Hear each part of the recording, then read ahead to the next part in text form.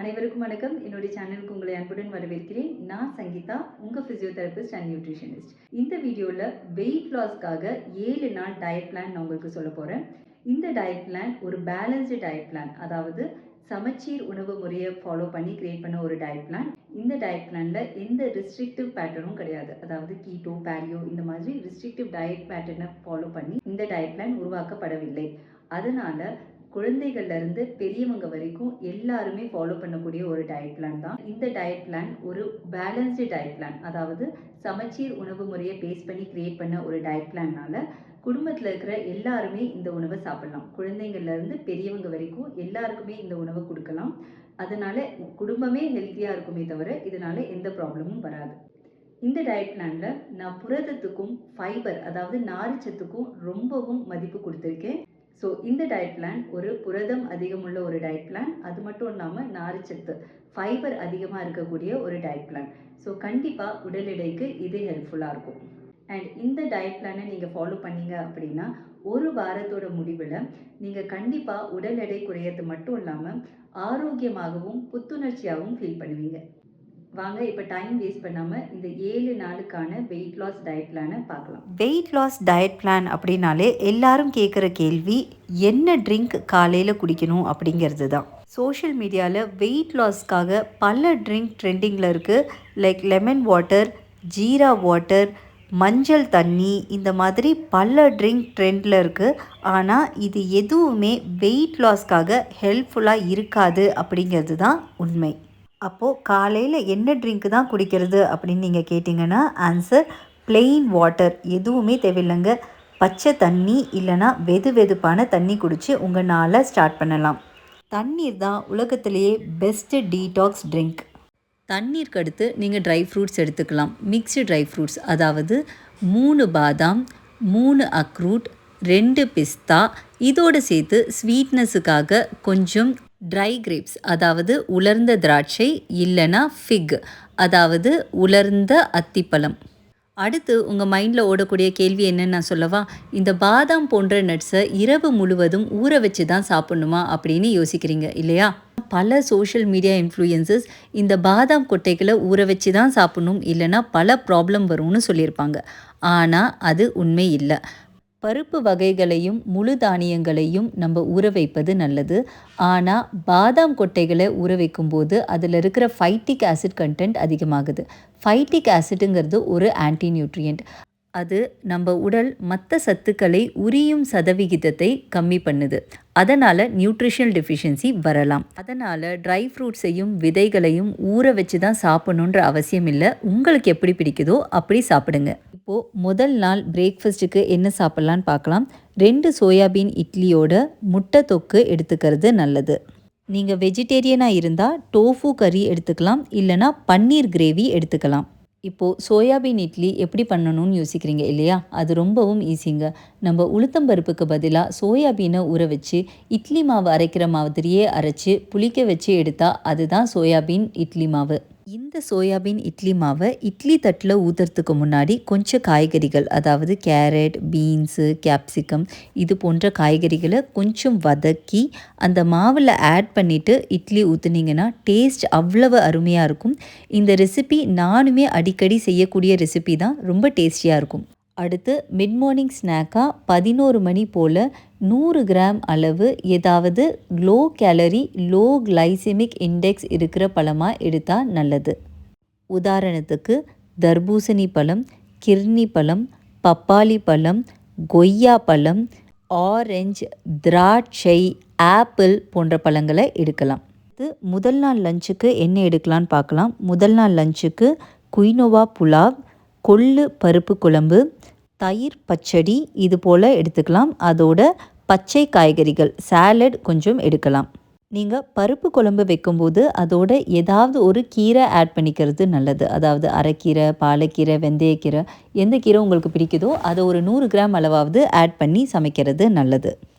உங்களுக்கு சாலட் பிடிக்காதுன்ற பட்சத்தில் ஏதாவது ஒரு காயை பொரியல் மாதிரி பண்ணி உங்களுக்கு பிடிச்ச மசாலா போட்டு சாப்பிட்லாம். இந்த உணவுகளை சமைக்க தெரியாதவங்க உணவுகளை எப்படி சமைக்கணும்னு தெரிஞ்சுக்கிறதுக்கு ரெசிபி லிங்க் டிஸ்கிரிப்ஷனில் போட்டிருக்கேன், செக் பண்ணுங்கள். அடுத்து ஈவினிங் ஸ்நாக்ஸுக்கு வேக வைத்த வேர்க்கடலை சாட் எடுக்கிறது நல்லது. முதல் நாள் டின்னருக்கு சோயாபீன் வெஜிடேபிள் ஊத்தப்பம், அதோட உங்களுக்கு பிடிச்ச சட்னி ஏதாவது ஒன்று எடுத்துக்கோங்க. மார்னிங் பிரேக்ஃபாஸ்ட்டுக்கு சோயாபீன் இட்லி மாவு பண்ணியிருப்பீங்க, அதே மாவில் ஊத்தப்பமும் சமைக்கலாம். இப்போது 2வது நாளுக்கு போகலாம். வழக்கம் போல் தண்ணி குடிங்க. நெக்ஸ்ட் மிக்ஸ்டு ட்ரை ஃப்ரூட்ஸோட உங்கள் நாளை ஸ்டார்ட் பண்ணுங்கள். 2வது நாள் பிரேக்ஃபாஸ்ட்டுக்கு கடலை மாவு முட்டை ஆம்லேட் எடுத்துக்கலாம். நீங்கள் வெஜிடேரியனாக இருந்தால் பன்னீர் சீலா எடுத்துக்கலாம். பன்னீர் சீலாங்கிறது வேறு ஒன்றும் இல்லைங்க, கடலை மாவில் செஞ்ச ஒரு தோசை, அதுக்கு மேலே பன்னீர் தூவி இருப்பாங்க, அதுதான் பன்னீர் சீலா. இதை உங்களுக்கு பிடிச்ச சட்னியோடு எடுத்துக்கலாம். ரெசிபி லிங்க் டிஸ்கிரிப்ஷனில் ஆட் பண்ணியிருக்கேன், செக் பண்ணிக்கோங்க. 2வது நாள் மிட் மார்னிங் ஸ்நாக்ஸுக்கு ஏதாவது ஒரு ஃப்ரூட் 100 கிராம்ஸ் ஃபஸ்ட்டு டேயில் எக்ஸ்பிளைன் பண்ண மாதிரி எடுத்துக்கோங்க. செகண்ட் டே லஞ்சுக்கு 2 சப்பாத்தியோட சிக்கன் கிரேவி எடுத்துக்கோங்க. நீங்கள் வெஜிடேரியனாக இருந்தால் பாலக் பன்னீர் எடுத்துக்கலாம். இது கூட 1 கப் சாலட் இல்லைனா ஏதாவது ஒரு பொரியல்.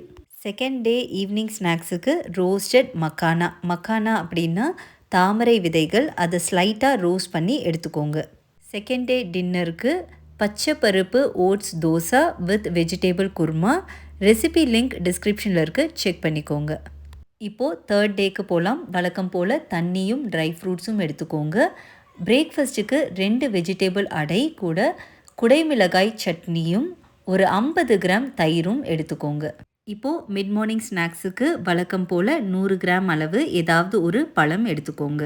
டே 3 லஞ்சுக்கு 1/2 பவுல் ரைஸும் 1 பவுல் சுரைக்காய் கூட்டும் 50 கிராம் அளவுக்கு தயிரும் எடுத்துக்கணும். இது கூட ஏதாவது ஒரு வெஜிடேபிள், ஏதாவது ஒரு காயை பொரியல் பண்ணி எடுத்துக்கலாம். 3வது நாள் ஈவினிங் ஸ்நாக்ஸுக்கு சிவப்பு காராமணி வெஜிடேபிள் சுண்டல் செஞ்சு எடுத்துக்கலாம். 3வது நாள் டின்னருக்கு பச்சை பட்டாணி தோசை கூட வேர்க்கடலை சட்னி எடுத்துக்கோங்க. இப்போ டே 4க்கு வழக்கம் போல் தண்ணியும் ட்ரை ஃப்ரூட்ஸும் எடுத்துக்கோங்க. பிரேக்ஃபாஸ்ட்டுக்கு ஜொவ்வார் அவல் பச்சை பட்டாணி உப்புமாவும் தயிர் பச்சடியும் உங்களுக்கு பிடிச்ச ஒரு சட்னியும் எடுத்துக்கோங்க. டே 4 மிட் மார்னிங் ஸ்நாக்ஸுக்கு ஏதாவது ஒரு பழம், low calorie low glycaemic index இருக்கிற ஒரு பழம் 100 கிராம் அளவு எடுத்துக்கோங்க. டே 4 லஞ்சுக்கு சாமை அரிசியில் செஞ்ச புலாவும் வெந்தயக்கீரை சாம்பாரும் தயிர் பச்சடியும் ஏதாவது ஒரு பொரியல் இல்லைனா சாலட் எடுத்துக்கோங்க. ஈவினிங் ஸ்நாக்ஸுக்கு முளை கட்டிய பச்சை பயிறு சுண்டல் எடுத்துக்கோங்க. டின்னருக்கு ராஜ்மா ஸ்டஃப்டு பராட்டா, அதாவது காராமணி ஸ்டஃப்டு பராட்டா கூட 50 கிராம் தயிர் எடுத்துக்கோங்க. இப்போது டே 5க்கு போகலாம். வழக்கம் போல் தண்ணியும் ட்ரை ஃப்ரூட்டும் எடுத்துக்கோங்க. பிரேக்ஃபாஸ்ட்டுக்கு லிட்டில் மில்லட், அதாவது சாமை அரிசியில் செஞ்ச பொங்கலும் சாம்பாரும் எடுத்துக்கோங்க. இந்த சாமை அரிசியில் செஞ்ச பொங்கலும் சாம்பாரும் ரொம்பவே டேஸ்டியாக இருக்கும், கண்டிப்பாக ட்ரை பண்ணுங்கள், ஈஸியும் கூட. இப்போது மிட் மார்னிங் ஸ்நாக்ஸுக்கு வழக்கம் போல் 100 கிராம்ஸ் லோ கேலரி பழம் ஏதாவது எடுத்துக்கோங்க. டே 5 லஞ்சுக்கு ராகி, அதாவது கேழ்வரகு முருங்கைக்கீரை அடை எடுத்துக்கோங்க. நான் வெஜிடேரியனாக இருந்தால் மீன் குழம்பு எடுத்துக்கலாம், வெஜிடேரியனாக இருந்தால் மொச்சை கொட்டை குழம்பு எடுத்துக்கலாம். தேவைப்பட்டால் இது கூட கொஞ்சம் சாலட் இல்லைனா ஒரு பொரியல் எடுத்துக்கோங்க. டே 5 ஈவினிங் ஸ்நாக்ஸுக்கு கொண்டக்கடலை சுண்டல் எடுத்துக்கோங்க. டின்னருக்கு 2 சப்பாத்தி கூட வெஜிடேரியனாக இருந்தால் பன்னீர் கிரேவியும், நான் வெஜிடேரியனாக இருந்தால் ஃபிஷ் கிரேவி இல்லைனா சிக்கன் கிரேவி இல்லைனா ப்ரான் கிரேவி உங்கள் சாய்ஸ் பிரகாரம் எடுத்துக்கோங்க. இப்போ டே 6 வழக்கம் போல் உங்கள் டேயை தண்ணியோடையும் ட்ரை ஃப்ரூட்ஸோடையும் ஸ்டார்ட் பண்ணுங்கள். பிரேக்ஃபாஸ்ட்டுக்கு டோஃபு பராட்டா கூட தயிர் பச்சடி எடுத்துக்கலாம். டோஃபு கிடைக்கலன்ற பட்சத்தில் பன்னீர் பராட்டா எடுத்துக்கலாம். ரெசிபி லிங்க் டிஸ்கிரிப்ஷனில் இருக்குது, செக் பண்ணுங்கள். இப்போது மிட் மார்னிங் ஸ்நாக்ஸுக்கு வழக்கம் போல் 100 கிராம் ஏதாவது ஒரு பழம் எடுத்துக்கோங்க. Low calorie low glycaemic index பழம் எடுக்கணும், அதாவது தர்பூசணி பழம், கிர்னி பழம், பப்பாளி பழம், கொய்யா பழம், ஆரஞ்சு பழம், கிரேப்ஸ் இல்லைனா ஆப்பிள். இப்போ டே 6 லஞ்சுக்கு 1/2 பவுல் ரைஸ், வெந்தயக்கீரை இல்லை பாலக்கீரை ஏதாவது ஒரு கீரை வகையில் செஞ்ச சாம்பார் 1 பவுல், 50 கிராம் அளவு கர்ட், அப்புறம் காலிஃப்ளவர் பொரியல். டே 6 ஈவினிங் ஸ்நாக்ஸுக்கு நல்லா ஊற வச்சு வேக வச்ச சோயாபீன் சுண்டல் எடுத்துக்கலாம். டே 6 டின்னருக்கு குதிரைவாலி அரிசியில் செஞ்ச சிக்கன் பிரியாணி கூட தயிர் பச்சடி எடுத்துக்கலாம். நீங்கள் வெஜிடேரியனாக இருந்தால் வெஜிடேபிள் பிரியாணி, அது கூட கொஞ்சம் பன்னீர் க்யூப்ஸ் ஆட் பண்ணி எடுத்துக்கோங்க. இப்போது டே 7க்கு போகலாம். வழக்கம் போல் தண்ணியோடையும் ட்ரை ஃப்ரூட்ஸோடையும் உங்கள் டேவை ஸ்டார்ட் பண்ணுங்கள். பிரேக்ஃபாஸ்ட்டுக்கு 2 சப்பாத்தி கூட சோலே கிரேவி பண்ணி எடுத்துக்கோங்க. இப்போது டே 7 மிட் மார்னிங் ஸ்நாக்ஸுக்கு வழக்கம் போல் 100 கிராம் அளவு ஏதாவது low calorie low glycaemic index இருக்கிற பழமாக எடுத்துக்கோங்க. இப்போது டே 7 லஞ்சுக்கு லிட்டில் மில்லட் அதாவது சாமை அரிசியில் செஞ்ச தயிர் சாதமும் மிக்ஸ்டு வெஜிடேபிள் பொரியலும் எடுத்துக்கோங்க. இப்போது டே 7 ஈவினிங் ஸ்நாக்ஸுக்கு முட்டை பொரியல் இல்லைன்னா பன்னீர் இல்லைன்னா டோஃபு பொரியல் எடுத்துக்கோங்க. இப்போது டே 7 டின்னருக்கு குதிரைவாலி அரிசியில் செஞ்ச தோசையும் முட்டை தொக்கும் எடுத்துக்கோங்க. வெஜிடேரியனாக இருந்தால் டோஃபு கிரேவி இல்லைன்னா பன்னீர் கிரேவி எடுத்துக்கலாம். இப்போது ஒரு வாரத்துக்கான அதாவது 7 டேஸ்க்கான வெயிட் லாஸ் டயட் பிளானை நம்ம ஃபுல்லாக பார்த்து முடிச்சிட்டோம். ஆனால் வெயிட் லாஸ் எஃபெக்டிவாக இருக்கணும் அப்படின்னா நீங்கள் ஒரு சில டிப்ஸ் ஃபாலோ பண்ண வேண்டியிருக்கும். அது என்னென்னங்கிறத இப்போ பார்க்கலாம் வாங்க. ஒரு நாளைக்கு ஒருத்தர் 4லேருந்து 6 ஸ்பூன் எண்ணெய்க்கு மேலே சாப்பிடக்கூடாது. நீங்கள் 2 ஸ்பூன் எண்ணெய் மட்டுமே சாப்பிட்டீங்கன்னா இன்னும் சிறந்தது. ஸோ சமைக்கும்போது கொஞ்சமாக எண்ணெய் யூஸ் பண்ணுங்கள். அடுத்து நிறைய தண்ணி குடிக்கணும். ஒரு நாளைக்கு 8லேருந்து 10 கிளாஸ் தண்ணியாவது குடிச்சே ஆகணும். இடையில உங்களுக்கு பசிச்சா இல்லை ஏதாவது சாப்பிடணும் போல் தோணுச்சுன்னா தண்ணியாக கலக்கின மோரோ இல்லை லெமன் வாட்டரோ மட்டும் குடிங்க. வேறு எதுவும் சாப்பிடாதீங்க. டீ காஃபி குடிக்கணும்னு நினைக்கிறவங்க 1/2 ஸ்பூன் சர்க்கரை போட்டு ஒரு நாளைக்கு 2 கப்பு டீயோ காஃபியோ குடிக்கலாம். ஆனால் டீ காஃபி ரெண்டுமே வெறும் வயிற்றுலையோ இல்லை சாப்பிட்ட உடனேவோ குடிக்கக்கூடாது. சாப்பிட்டு 1 மணி நேரம் கழித்து குடிக்கலாம். டீ காஃபியோட கண்டிப்பாக பிஸ்கெட் சாப்பிடக்கூடாது. இந்த டயட் பிளானில் நான் போதிய அளவு காய்கறிகளை ஆட் பண்ணியிருக்கேன். சமைக்கும்போது ஒரு ஆளுக்கு அட்லீஸ்ட் 500 கிராம் காய்கறியாவது வரா மாதிரி பார்த்து சமைச்சு சாப்பிடுங்க. ஒரு நாளைக்கு அட்லீஸ்ட் 30 நிமிஷமாவது உடற்பயிற்சி பண்ணணும். இரவு உணவை தூங்குறதுக்கு அட்லீஸ்ட் 2 மணி நேரத்துக்கு முன்னாடியே சாப்பிட்டு முடிச்சிடணும். இரவு உறக்கம் ரொம்பவும் முக்கியம். ஒரு நாளைக்கு 7லேருந்து 8 மணி நேரமாவது நல்ல உறக்கம் தேவை. ஒரு நாளைக்கு ஒருத்தருக்கு 5 கிராம் சால்ட் அதாவது 1 டீஸ்பூன் உப்புக்கு மேலே யூஸ் பண்ணக்கூடாது. எல்லாரும் இப்போ வெயிட் லாஸ் சேலஞ்ச் எடுக்க ரெடியா? இந்த ஒரு வாரம் வெயிட் லாஸ் டயட் பிளானை நீங்கள் ஃபாலோ பண்ணிங்கன்னா கண்டிப்பாக ஆரோக்கியமாகவும் லைட்டாகவும் ஃபீல் பண்ணுவீங்க. வெயிட் மிஷின் எல்லாம் செகண்டரி தாங்க. ஃபஸ்ட்டு ஆரோக்கியமாகவும் லைட்டாகவும் ஃபீல் பண்ணுறது தான் ரொம்ப முக்கியம். வெயிட் லாஸ்ன்னு வரும்போது அவசரப்பட்டு ஃபேட் டயட்டெல்லாம் எடுக்கக்கூடாதுங்க. பொறுமை தான் முக்கியம். ஏன்னா இது ஒரு லாங் ஜேர்னி. உங்கள் அனைவருக்கும் ஆரோக்கியமான முறையில் உடல் எடை குறைய எனது வாழ்த்துக்கள். இந்த டயட் பிளான் உங்களுக்கு பிடிச்சிருந்தா கண்டிப்பாக லைக் பண்ணுங்கள். மேலும் யாருக்கு இந்த டயட் பிளான் உதவியாக இருக்கும்னு நீங்கள் நினைக்கிறீங்களோ அவங்களுக்கு கண்டிப்பாக ஷேர் பண்ணுங்கள். மறக்காமல் இந்த வீடியோவுக்கு சப்ஸ்கிரைப் பண்ணுங்கள். இந்த டயட் பிளானில் ஏதாவது டவுட் இருந்தால் கமெண்ட் செக்ஷனில் கேளுங்க. நான் கண்டிப்பாக ஆன்சர் பண்ணுவேன். மீண்டும் அடுத்த வீடியோவில் உங்களை சந்திக்கும் வரை நன்றி, வணக்கம்.